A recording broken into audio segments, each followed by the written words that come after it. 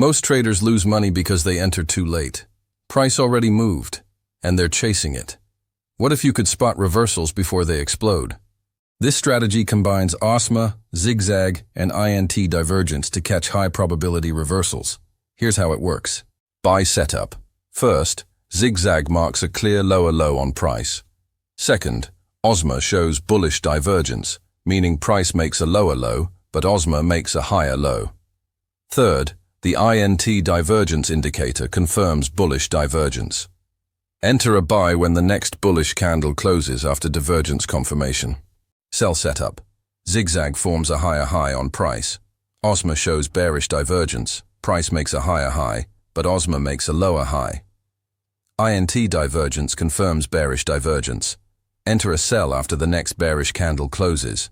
This combo filters weak signals and focuses only on strong market reversals.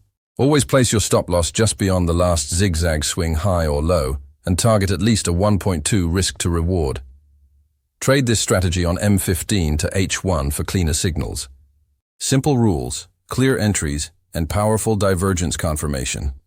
Download the free indicators and templates now at forexmt4indicators.com and start trading smarter, not harder.